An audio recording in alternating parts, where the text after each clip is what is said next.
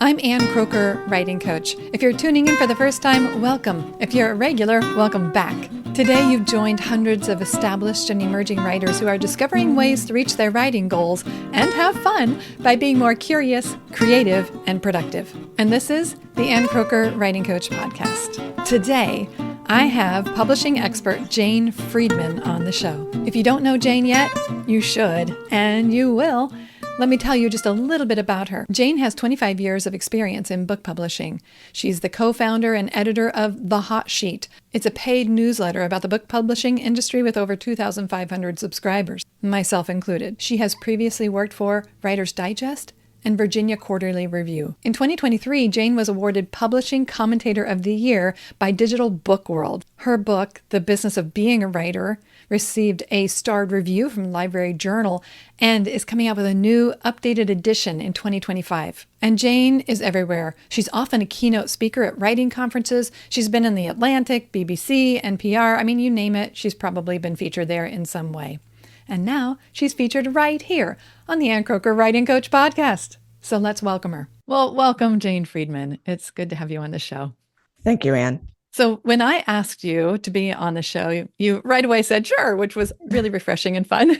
And then I asked you, what would you like to discuss that you haven't been able to explore as much as you'd like on other events, podcasts, speaking engagements, whatever. And right away, you said Substack.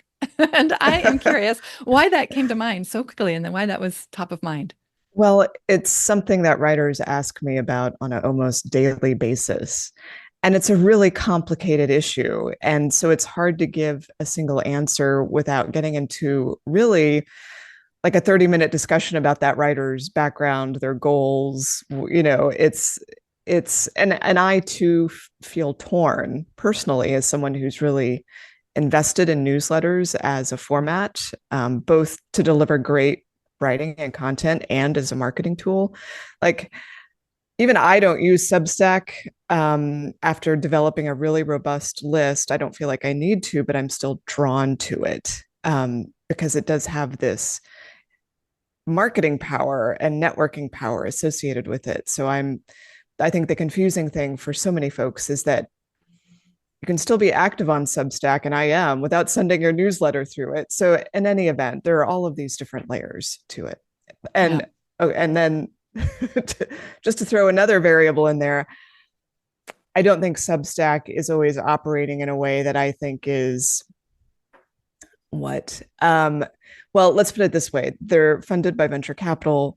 They're going to have to turn a profit at some point. And so I never quite trust companies that aren't yet turning a profit, which may be unfair, but there it is. Well, and that's why we're having this conversation, is so that we can inform people who tune in. We can't personalize it. Like you said, we can't have that 30-minute conversation with an individual, but hopefully we'll give them enough information they can make some decisions for themselves. So I'm all in as well on this conversation. And in full disclosure, I have a Substack. Now, I have kept just sort of like you mentioned, and I think we need to actually sort of define and explain it next, but I do have one because I wanted to understand it. Like you, I was attracted to the concept, like, what is this thing and how is it working? And oh, that's kind of neat. So I decided I needed enough difference between my coaching emails, which loosely could be categorized as marketing, but I don't think of it that way. These are the coaching emails that go out on a more or less regular basis.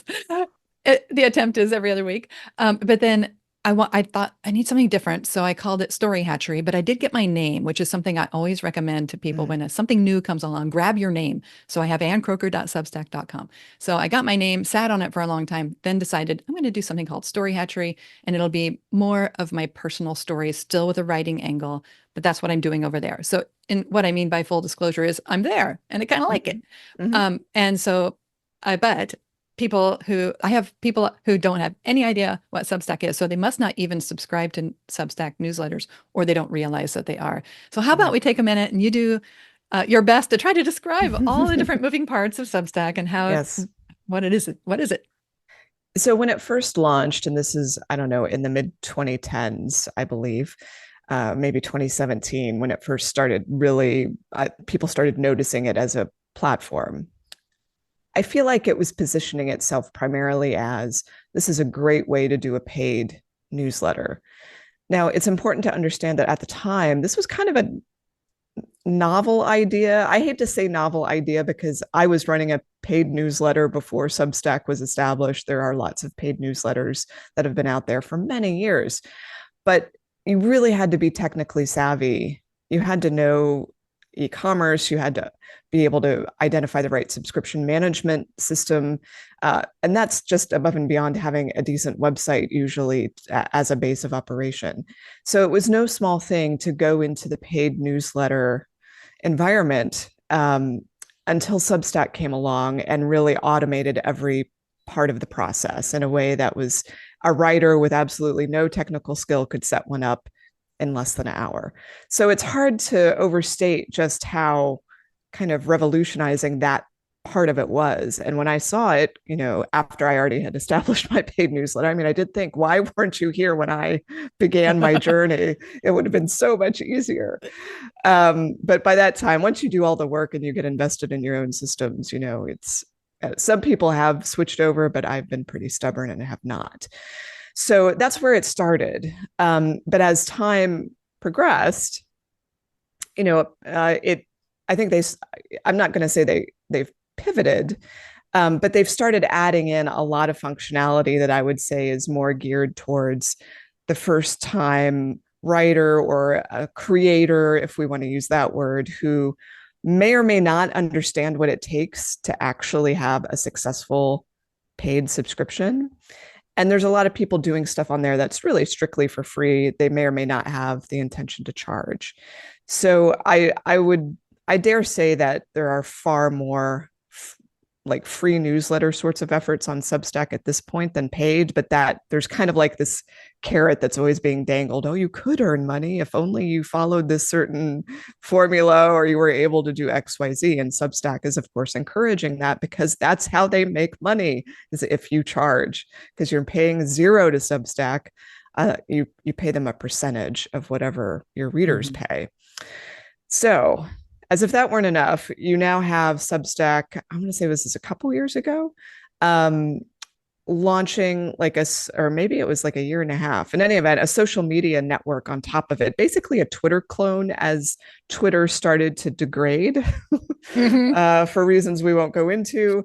And people were looking for other options. I think Substack rightly saw an opportunity and they created this social media layer. And so people can use that even if they're not sending a newsletter. You can have your Substack profile where it reveals what Substacks you're reading. And I didn't even mention, you can comment on Substacks. It's really like a blogging technology in addition to a newsletter technology, because every issue you send ends up being put on your Substack profile or website, which can be read by the public even if they don't subscribe, even if they don't give you their email address, assuming you allow for that. You have the toggles, you can control it however you wish. And then parallel to that social network being put in place, they also really amped up the recommendation factor, people recommending each other's newsletters. And so what people quickly realized is, boy, it's really hard to get growth for an email newsletter in isolation from every other newsletter or creator out there, which is how it worked prior to Substack. Your newsletter issues really aren't discoverable via Google unless you're doing something special, but that's not the case on Substack. So you have this really interesting dynamic where Substack is both giving you the technology, and they want to say very much they're a technology company, but they're also clearly kind of a social media or marketing platform as well. And they do have ways to make writers more visible on their platform. And they are making decisions that would be comparable to the decisions that a social media company might make, like the algorithms and the feeds and all the rest of it. Okay, I should pause there and we can explore any other part of the system. Well, and I think you bring out all these different things where it makes it is hard to describe what it is because it has so many pieces to it, so many aspects to it. You mentioned how it's almost like a website with the blogging functionality with that commenting, and people are actually commenting, which they aren't so much on Right. traditional blog posts.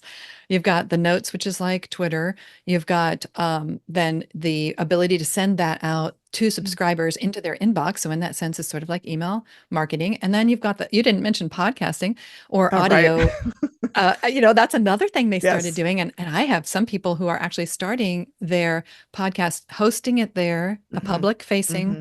podcast, and then they get the subscribers. Right. They get at least some of the Right. emails. As you point out, there are some that will listen publicly and never come over, but some will get some of them as subscribers. So it is a lot. It's very alluring, but also very confusing because now I've got people. So I have writing clients who say, well, why do I need something like ConvertKit or MailerLite now if I Exactly. can send my email? Well, it depends on how you want to market to people or send Yes. emails. If do you want to be clear about who gets what, then it may be a little tricky. And they say, why can't I connect the two? And then I'm like, well, because if they unsubscribe over here, you need to have a system for Right. unsubscribing them over there. So it does get a little complicated with all those moving parts. That said, I have some people who they just wanted a quick get up and writing. And I thought, Yeah. you might want to just check out Substack to do it for free, like you Hmm. pointed out there, not necessarily to pay. And it allowed them to get up and running right away Hmm. because it is so simple, which is a complaint a lot of people have is that it's not got very many design options, for example. Right. But Right. they did get up and running and they're writing and they're Yes. getting some readers. I have one person who started from scratch and has one of her posts, which is that the posting option you mentioned, one of those went viral, like really viral. She used to Right. have like 2 or no reactions, and then she had like over 2,000. And a lot of those people then became subscribers. And so she immediately was able to grow that readership. So, Right. it has some possibilities, some potential there via hit the right spots at the right time.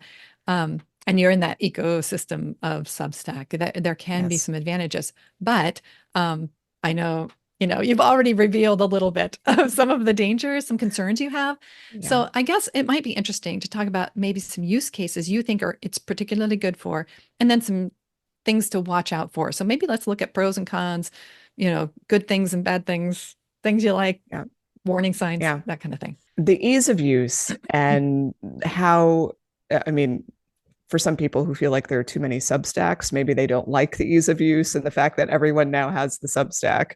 But that really does help writers get over some initial hurdles. And since I'm such a proponent of email as a powerful way to communicate with readers, I like the idea that people can just get started easily without having to pay for a more sophisticated service, at least in my estimation, if you're doing marketing, like a MailerLite or a MailChimp, which can be intimidating to people. And plus, there's often a cost associated with it, unless well, even the free plans, I find they're pretty undesirable because they don't have functionality you probably really want if you're serious about sending an email newsletter. Whereas with Substack, you get all the functionality no matter what. So I do like it as a way, as like kind of like an easy, lightweight start for someone who's beginning that journey, especially if they don't even have their own author website yet, even though I would encourage them to have one. Like Substack can be a lightweight method to have that website, because it allows you to add pages, and but it doesn't require you to know web design, right? So and again, you're not paying any money, and it's hard to beat the fact you're not paying any money. And I have seen people who have had what I would call like sporadic newsletters, or maybe they've been, for some reason it's a weak effort and they've never really settled into it, and they're paying to have this, like a MailChimp, which is quite expensive. They're paying to send it, but they just don't feel like their stuff is being shared or it's reaching a new audience. So those people in particular, I will see them migrate everything over to Substack and then take off in a way that they had not before.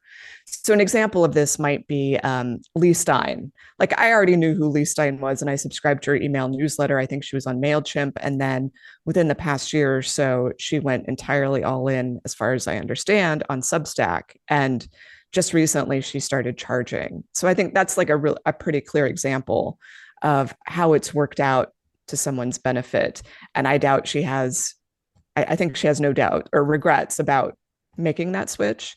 And I think she's even talked about it, how much her growth accelerated once she went over to Substack. But one of the reasons for that is there is a very active writing and publishing community there. There are other people who have influential Substacks on writing and publishing that talk about Lee, whatever Lee's writing, and they'll share her latest issue, et cetera, et cetera. And so there's just this great amplifying effect that takes place. It also helps that she's really in the community. There are people like who already know her name. So yeah, so that's an example of it working out well. And I think even though I used a writing and publishing industry example, the same applies regardless. It could be mental health, it could be inspirational, devotional sorts of material. It could be politics or Bitcoin or AI. You'll see these little communities that have grown, and all of the people who do the influential Substacks, they all know each other and cross promote and comment.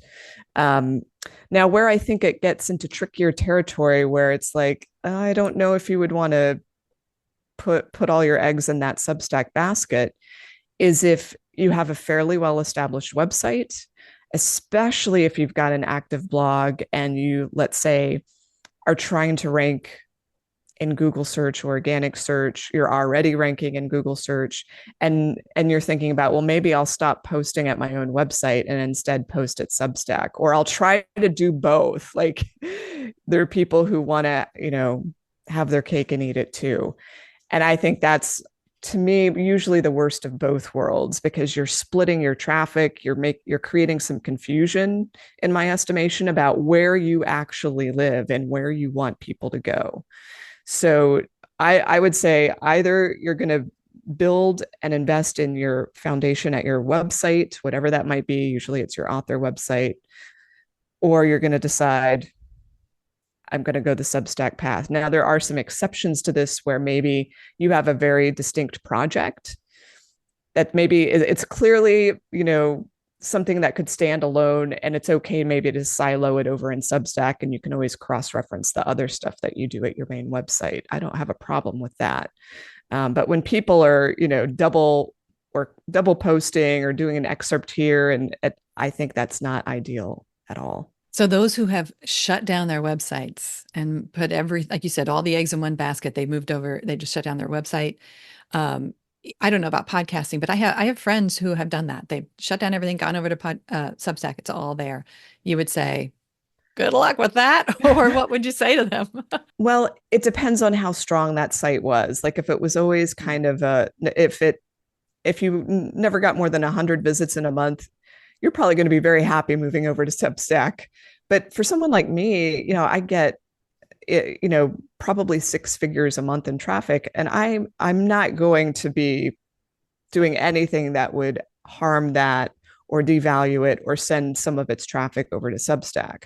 So instead, I use Substack for its marketing power. I use the notes tool, which is the social media layer. I comment on other people's Substacks just as I would comment on other people's blogs, knowing that people will find me there. And I do have, kind of this, I do have a Substack newsletter, but it is not something that I am active with. So like maybe every quarter, I will post something, and it's of a more personal nature. It's just discussing my career and like some of the qualms I have about my career. And it has nothing to do with what I normally post at my main website. And so if people discover that, fine, they're getting something that's very real for me that still kind of aligns with my brand. And if they're really curious, they're going to end up at my website. Nice. Nice. I like that idea. That was exactly what I thought. I needed something different enough that I didn't feel like I had to the cross-referencing is smart, but I didn't have to keep putting the same content in both places. Right. Yeah. Okay. So you would say, from an SEO perspective, meaning search engine results, that it would be unwise to paste the same content over in your Substack if it's living at your website. I think it's unwise. You would have to see what would happen to kind of test the theory, but usually Substack has a lot of authority in Google's eyes, a domain authority. And so when people go searching for you or the key topics you write about, if they're supposed to land at something you've written because they're searching for something, whether that's your name, your book, whatever, it becomes more likely that Substack or something you've put on Substack will come up first because it has so much authority rather than your own website. And that just hurts my business heart. Is Yeah, that go ahead. fairly new that they have succeeded at kind of breaking the SEO codes? It seems like in the beginning when it was siloed off, whatever you put up on your own Substack, it wasn't turning up. So is that fairly new? I mean, I can turn up Substack posts myself with depending on the search. So it's Okay. just there are lots Yeah. of variables here, but I definitely think it's something just as to satisfy your own curiosity, even if you're not trying to drive traffic to your own author website. If you have a Substack, do a search for your name and titles or some other things and see Yeah. what comes up. Um, in any event, I think the more harm just comes in splitting your traffic. And I think it creates confusion for people. If they see the same stuff in both places, they don't know quite That's true. exactly what are you doing in both places. So it's I may Yeah. be making too much of this, but I see people waffle, and they Hmm. seem to lack the conviction of what they're doing. And so they end up in this no man's land. And I would just say if you're going to use Substack for something, use it, but don't devalue what you're attempting to accomplish on your own website. And I think your own website shouldn't be ignored in favor of feeding the Substack machine with everything it wants to become bigger and stronger. Because, I think what I'm worried about for folks is that in some years' time, I don't know if it'll be very in the near future or the far future, but Substack's profit motive, I think, eventually wins out, and they will have to make some changes that you might not like. So I don't know what those changes will be, but it could involve charging for the service. It might mean inserting advertising. It might mean not giving you the email addresses of your subscribers, which currently, if you want to leave Substack, you can take your subscribers with you based on email address and they will go. But if people haven't subscribed, of course, you can't take them with you. Um, and so if they change anything about that, then you have just lost a lot of time that you could have spent building on ground you own outright. So I'm just always concerned about writers not being on, I guess the rented or the leased property where the terms can change. I agree. I encourage every writer, to the extent they have the means to do so, to have a self-hosted website if they possibly can. For that reason, you control it to some extent. I mean, I've had some technical glitches, but I've been able to resolve those, and it's all Yeah. under my roof, so to Right. speak. But I do love what you said about using the functionality of Substack. So you have a presence there. You're using it by commenting and using the notes feature. I think that's a really smart use. And also, you mentioned one thing that I thought I better tell anybody who has their Substack is maybe periodically on a regular basis, download those or upload the CSV, get the CSV files Yeah. of all those email addresses in case that does happen, what you just said, where they say, you know what, we're not going to be Yeah. able to let you have those anymore. I That'd be hope that doesn't terrible. happen. I mean, it would be a PR nightmare for them. So I don't expect that to happen anytime soon, but you just never know. Like these things get sold, they change hands, the new Yeah, owners have different ideas. So true. it's, I think, very hard to predict. Yeah. And speaking of PR nightmares, they did go through something more in January where was a little bit of a dust up, if not even a kerfuffle or something even Mhm. worse. How do you feel like we can talk about that? Yeah. And yeah, Yeah. okay. So why don't you describe what happened and what the fallout was and where they're at now? So I want to say part of this was sparked maybe by a piece in the Atlantic or in a major media outlet. Someone was saying, hey, everyone, did you know that there are neo-Nazis who have Substacks and they're potentially earning money? Substack is profiting off of neo-Nazi newsletters. That was kind of like the headline message attached to that. Now later on, many months down the line, or maybe even more immediately, I don't know, there were people who pushed back against that and said, okay, are they really earning money? Like, are these really successful Substacks? I've never seen these Substacks. And then there were other people who were saying it's unfair to call them neo Nazis. Okay, But as soon as I think the bigger point was Substack likes to portray itself as a tech platform that does not make editorial decisions. And more or less, everyone is welcome as long as you're not doing something that's blatantly illegal. They do have some policies against certain types of content. I don't remember what the list is. And people were really pushing them to consider these specific, neo-Nazi Substacks or whatever it was that was problematic about them, really pressuring Substack to put them under the policy that means they have to be kicked off. Well, long story short, Substack, I think they may have purged a handful of accounts, but they didn't do what was publicly demanded of them. And there was an exodus of a number of Substacks, some influential, some not influential. I think the biggest person I saw depart was Casey Newton of Platformer.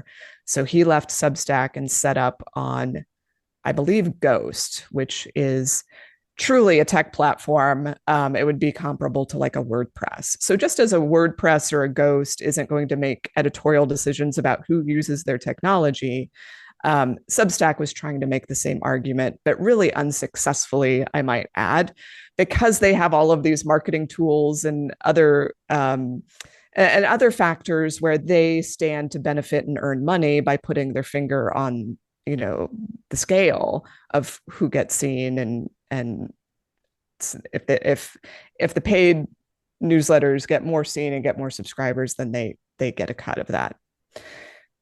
So eventually the controversy died down. I'm not going to say it's gone, but I think everyone who was going to leave has probably left. Substack didn't really change their policy meaningfully, as far as I can tell. And everyone else just kind of shrugged their shoulders and carried on. I personally, I didn't leave Substack. I'm still using it. I don't have a problem with their policies as they are written.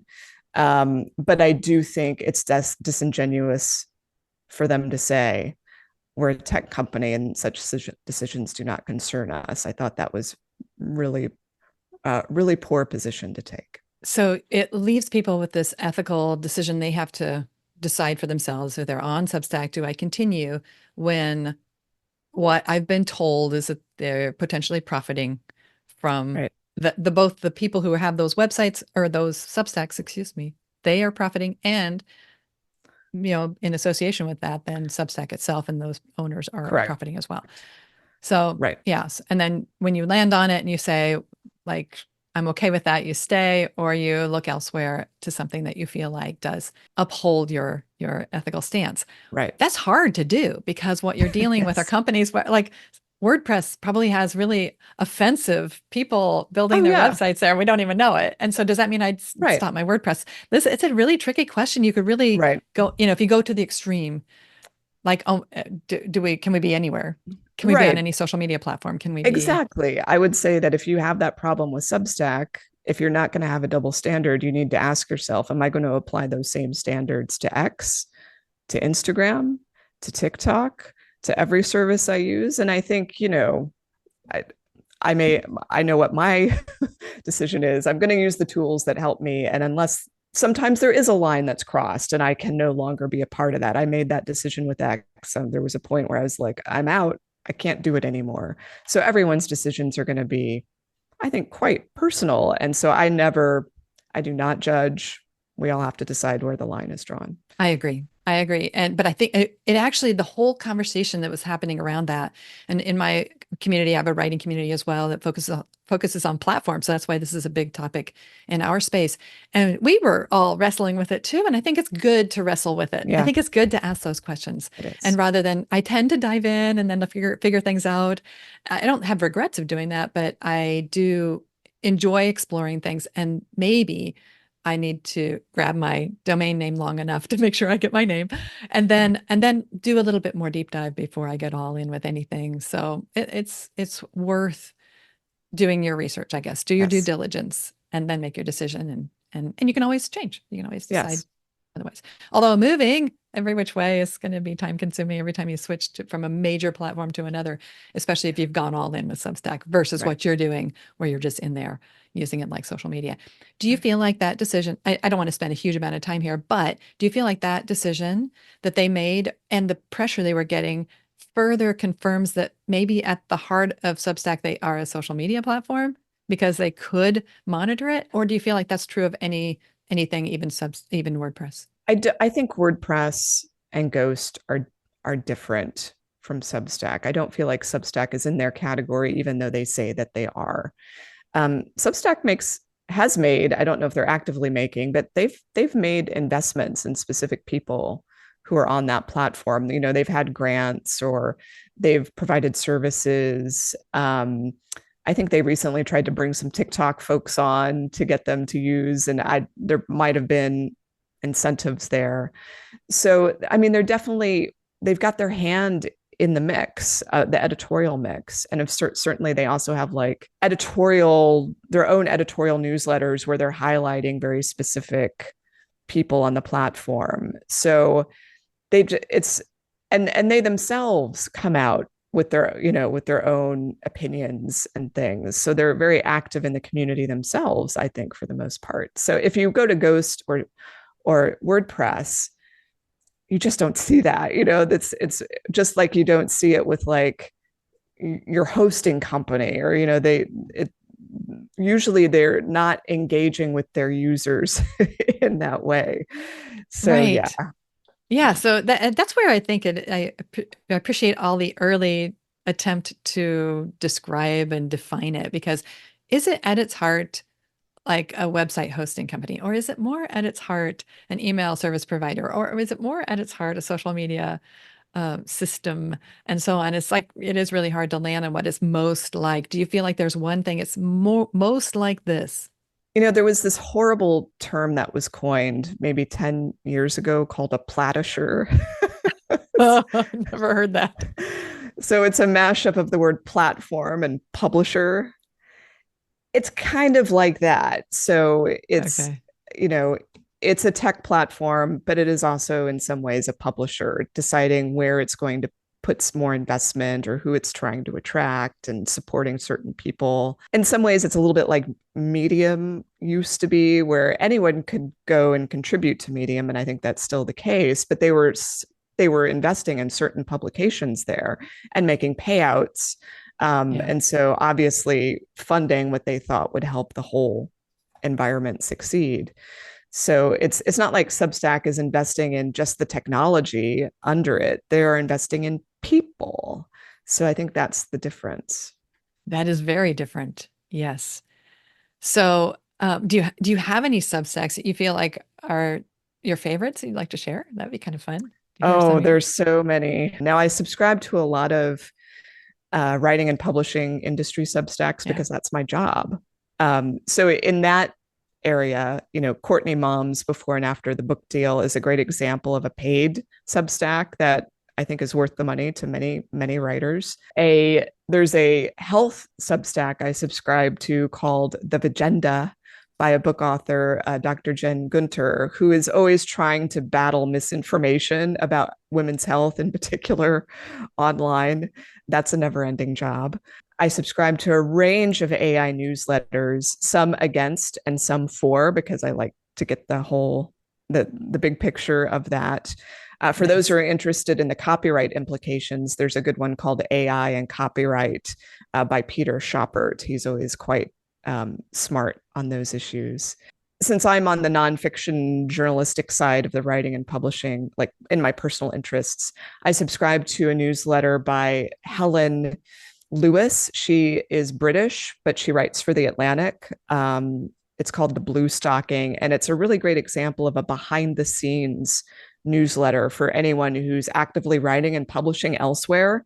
I think here's an example of how to use Substack to supplement what you're doing in kind of your mainstream, whatever it is, whether it's your own blog or pieces that you're placing out in the world. The funny thing is, two of my favorite newsletters left Substack. One of them is Tangle. This is a Uh, politics newsletter that looks at the 360-degree view of hot button issues. They started on Substack, but they moved over to Ghost. So you can find them at readtangle.com. I actually did an interview with the founder, Isaac Saul, because I just think it's super fascinating how they've managed to build a really robust newsletter that gets a lot of donations.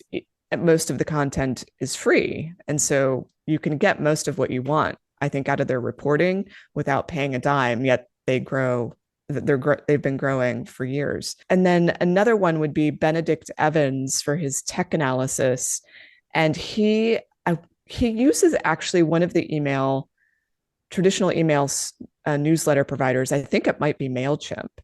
And he obviously has that hooked up to a subscription management service or a payment service. I think he uses one of the WordPress plugins. It might be Memberful, for example. So for those who are trying to build their own solution, they usually choose a WordPress plugin or a subscription facilitator like Memberful, and then they hook that up to their email newsletter service provider, in his case, MailChimp. That is so complicated. Like you said, when you set it all up yourself on the back end for the hot sheet, and Yeah. then you're like, where were you when I needed you? Substack, Yes. getting the plugins and all of that to play Yeah. nice together sounds like a Yeah. lot. But It thank you for is. those recommendations. I was thinking of a couple of paid that I pay very little, and I'd like to talk about that too. Just the cost, like if Yeah. everybody charges even just $5 Mhm. or $8 level, eventually people max out on what they can afford for all the Yeah. people they might want to learn from. So we can Yes. talk about that in just a second. But given that, the two paid that I experimented with was George Saunders. He had one Mhm. where he was teaching writing technique, and I wanted to see what he was doing. And he built a whole little like a class you could sign up for, and he would teach. He would look at mentor texts and then pick Mhm. them apart and do some close readings and discussions. And people were very active in the comments. That was an interesting investment for about the year that I was in there. And then Writing in the Dark, Jeanette Ouellette, she has Yes. a nice one too. I like hers, and she's very instructive and models it well with grace, and Mhm. very encouraging in the way that she goes about her Substack. So, but they were paid, and they're I probably the only two paid ones I ever paid for, because Yeah. so many others were giving away enough for free that it was motivating to explore them. And I think you Right. get into that a lot, where in the article you wrote an article in March I'll link to, that was sort of like something like it's terrible and wonderful or something like that is the title. I'll link to it. But you point out that really we can use whatever email service provider we want to use to deliver free newsletters, because most of us are not. You are, but like I'm not Yeah. famous enough or weighty enough to be somebody that probably people would want to be paying enough for to make it worth it. I would Yeah. rather have more subscribers to be able Yes. to pour into those people and tell them about something that's coming up. And if I have more people on that list who can learn about the thing that's coming up, then I might be able to let them know about a paid thing and make some money that way versus trying to make money from the product itself. Right. And so that's a challenge, because then those who want to try to do that and they start charging means Mhm. very often I'm just like, yeah, I don't know you enough. I don't think I'm going to do that, Right. because of eventually you hit your budget. You want to Yes. talk about that a little bit? Yeah. So I subscribe to more than 100 Substacks, and I only have pulled out money for four of them. So that is and I'm someone who loves newsletters, but there is a Right. limit.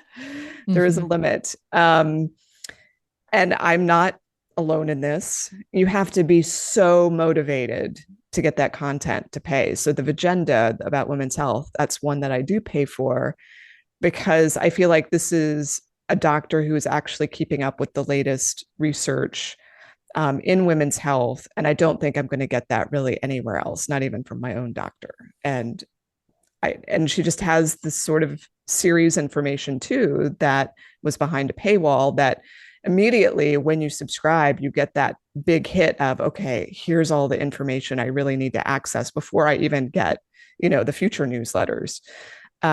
So there has to be that's why I think so many people fail at getting people to pay, is that they don't have that must have content, the sort of content, that you would need if you were trying to get an advance from a book publisher, that Yeah. level of benefit. So something I often tell people rather than if like, first of all, like, please go read what I wrote about the value of free newsletters in that post, the terrible and wonderful post, because I think people get so fixated on charging, they forget how much money you stand to earn over a career just by having a free email newsletter list. I mean, that is the easiest way to make money, is by not charging for it, paradoxically. It's, yes, counterintuitive, but so true. So once you start charging, I would say most writers should really be looking at more of a patronage model rather than a subscriber model. And the difference is, with the subscriber model, you are telling people, this is a transaction. I am going to deliver X amount of value for X amount of dollars on a consistent basis. And we agree that if my value is not there, you are going to leave. It's the same, transaction we conduct when we subscribe to a magazine, like a print magazine, or Netflix, or any sort of entertainment, or information that we want in our lives on a regular basis. Most writers are not going to be able to meet the transactional value, or it's going to be a very tiny percentage of those you reach. The patronage model is telling people, look, I think you might want to support my work. Can you support my work through this tip or through this donation this one time? Can you be a founding member? And then you will get everything for free in perpetuity. Some people do that, which I think is a great idea. And so I think one of the problems is just the recurring nature of the subscription fee. It produces a lot of churn, and you have to find a way to replace those people. And that, that's a business that's been around for 100 years. There are principles that drive it. And I don't know that writers really want to be distracted by learning what goes into running a successful subscription business. Whereas I think patronage is a more accessible way to think about it. Come and support my work because it helps me do XYZ. So it would be the same sort of messaging that you would use like in a Kickstarter crowdfunding campaign, or if you were running a Patreon. So that's something to consider. And an example that I've sometimes used of this model is John Warner. He's an author I worked with for many years. He now has a Substack newsletter that's totally free. If you end up paying, you don't really get anything more than what he gives everyone for free, except he'll do a recommended reading list for you based on like stuff you like or don't like. That's it. Nice. Thank you for that. And I'll link to that. I'll find him and I'll link to Yeah. it because I think it's nice to see examples of what you're talking about. And in that vein, I don't want to put you on the spot, but can you kind of come up with a decision tree of sorts? Like if somebody's trying to make a decision, I would say personally, go get your name. Like I said earlier, I feel so passionate about that just because I didn't get my name on Pinterest, and I'm kind of sore about it. That other Ann Kroeker out there. Nothing personal, but I really wish I could have that on Pinterest. Anyway, I just feel like, if go ahead and get it, reserve it and sit on it, and then decide if you want to do anything with it later. But aside from that, how would anybody decide? Like, yes, it's a good idea for me. I think you've touched on it, but I'm wondering if there's a clear path for people.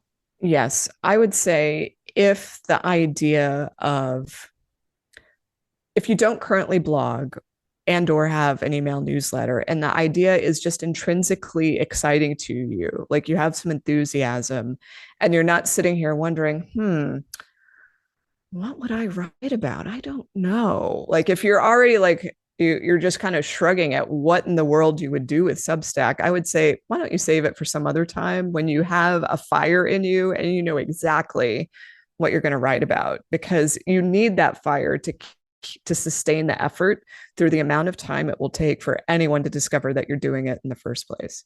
So that's kind of the first criteria. So are you intrinsically interested in this, and you're not already doing it, and you're like, Substack inspires me, and I'm reading some Substacks that make me feel like I have something to contribute to the conversation or to the community.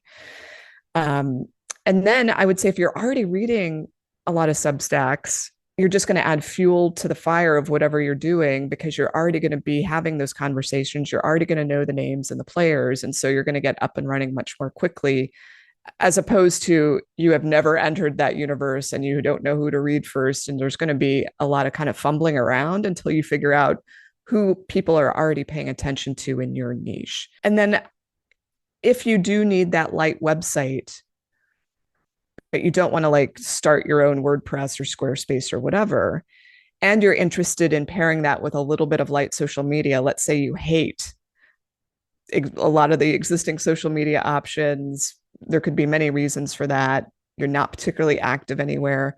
You could use Substack to kind of give you a light, in my opinion, friendly, accessible way to have the start of your online presence. So it could be this minimalist site. Maybe you send a newsletter, maybe you don't, but then you're using notes to engage and be visible to your community.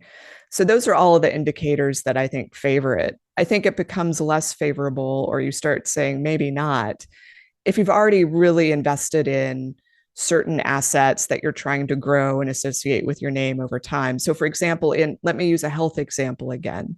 So another author I follow in the health world is Peter Attia. He's a podcaster. He has a pretty significant website with all of his content. You're not going to find him within 5,000 miles of Substack. He doesn't need Yeah. it. He's Yeah. driving everyone to be a member at his website. Going to Substack would be like probably degrading given the experience that he has created. So the more you move in that direction, the more you're in my position where I've had an established site now for 15 years. Substack is kind of like a toy you get to play with, and you get to engage on social media, and you have a little bit of fun. And I really do enjoy what I do there, but it is not going to replace the serious business things. I'll pause Those there. are good distinctions. I love that. And like you said, when you start with the person who doesn't have so much of an online presence, and you get your name, you reserve your name, then that playing around with it by subscribing to people, maybe some of the ones that you Yeah. have recommended here. We could look at, like you said, you could look at people you like and see what they're subscribed to because of that recommendation feature. Right. Then you can start to just understand it. And I think Yeah. that's so helpful. And then decide, like, is this a good fit? Do I like the way things are laid out here? Does it make sense for people to navigate that, to navigate me and my world that I might build there too. Right. And that's a great way to start. But then, yeah, if you have your whole world, like I do too, I'm like you, I have all this content over the years Right. that I love that idea. It's my little play space. It's like a playground for me. I should also mention, I don't know how many listeners this would apply to, but there's some people who are very e-commerce oriented with their email. I'm not saying that all they do is sell, but there's a really big component to marketing and promoting X. It could be like, let's say you're a self-published author who has new releases frequently. And so you need to tell your invested readers about them. Or you have classes to sell like I do, or you have merchandise, or there's just a lot of offerings. Maybe you have a Shopify store or some other WooCommerce on your website. And so there's always like something new coming around the bend that you have to market and promote. I think Substack's terrible for that. It is not for selling products, merchandise. Like if you want to sell a newsletter, yes. But if you want to do something that I would consider more pure sales and promotion, you really need an email newsletter service like MailChimp for that. I use I totally ConvertKit. agree. I do too. And there are many others as well, but I agree. I think that's something you need to keep in mind if you're going to try to sell things. It's because again, you get into that trick of I have to bring these subscribers over here, Mm-hmm. perhaps if they have, but have they opted in for Right. marketing? Exactly. So, Exactly. well, is there anything about Substack that we haven't touched on that's on your mind? Because this is, you said, I want to talk about Substack. Maybe I didn't ask the right Right. questions. Is there anything Yeah. lingering you want to touch on? I think the only aspect of Substack we didn't discuss is the fact it's also an app. So there are some people who only read content in the app and they don't receive emails. In fact, this is so weird. There's a really significant Substack personality, Elle Griffin, who she loves it. She's an evangelist for the platform. And as soon as the app came out, she's like, I'm unsubscribing to every Substack. I'm only going to read it in the app. And I thought, you do realize that by promoting this, you are essentially saying, if I leave Substack, I will have no more access to my subscribers. Like, this is, to me, as a business person, I'm like, this is terrible. This is a terrible thing. So that's just another, like, I guess, a cautionary note that Mm-hmm. I don't know how much Substack is pushing the app. I don't know what percentage of readers only read through the app without having the email come through. But to me, that's getting into the social media boat of someone else's algorithm is going to determine whether or not they see my writing today. Right. Yes, I would not have thought of that, except that I am using the app. My husband uses the app and subscribes to many things and uses the little reader. Even if they don't record Right. it, he likes it when it reads to him so he can go Yes. about his day. And I don't know how much he even checks his inbox, but yes, to encourage people not to use their inbox is sort of negating that one huge advantage. Right. That's a great point. Thanks for bringing that up. Well, this has been a great conversation, Jane. And I know people are going to, if they don't know you yet, which I can't imagine anybody in the writing world who does not know you yet. So let me just say to you, if you're watching, listening, tuning in for whatever reason, please go to janefriedman.com and just start diving into the archives and using that as an educational tool and learn about everything about the writing and publishing world, because she is the expert. She's the one everybody brings in as a keynote because she knows everything. You know all, the great and powerful Jane Friedman. But is there anything you would like to send people to in addition to janefriedman.com so that they can get to know you better or take advantage of something that you're offering? Well, at janefriedman.com, like the good newsletter writer that I am, you'll find mentions of both of my newsletters. The free one, it's called Electric Speed. It comes out every 2 weeks. And it's just fun digital tools and recommendations for folks. Even if you don't write, I think it's pretty fun. And then there's another newsletter that's my paid newsletter. It's called The Hot Sheet. And it's really for professional authors or other publishing industry professionals who want to stay up to date on trends and news in book publishing. So it's that's a year's subscription. I won't allow anyone to do just a month. That's another that maybe one day we can do how to manage a subscription business conversation. I think one of the Substack environment allows people to charge monthly or annual, and I think that is, whew, that's another mess. Yes. Yes, I agree with that too. But we'll call it quits right now Yeah. on discussing these things, because this has been an extremely useful discussion for people to make some educated decisions about what they want to do. I subscribe to both of your newsletters. I do find them incredibly valuable. You do practice what you preach. You deliver value in each case. So thank you for all the ways that you pour into writers all over the place, all the time, in just about every medium possible. Appreciate it. Thank you, Ann. This episode is brought to you by YPM. Are you looking to reach more readers in a community of writers? Take a look at YPM, Your Platform Matters. It's my membership community where we discuss topics like this very thing, like whether or not or how to use Substack. I offer group coaching calls and platform-specific trainings every month. It's one of the most affordable ways to work with me. Check it out at annkroeker.com/YPM. That's annkroeker.com/YPM. And I'm Ann Kroeker, cheering you on as a writing coach in your ear everywhere we may meet. At my website, on the show, even in person, I'm always looking for ideas to share with you that will help you achieve your goals and have fun by being more curious, creative, and productive. Thank you for being here.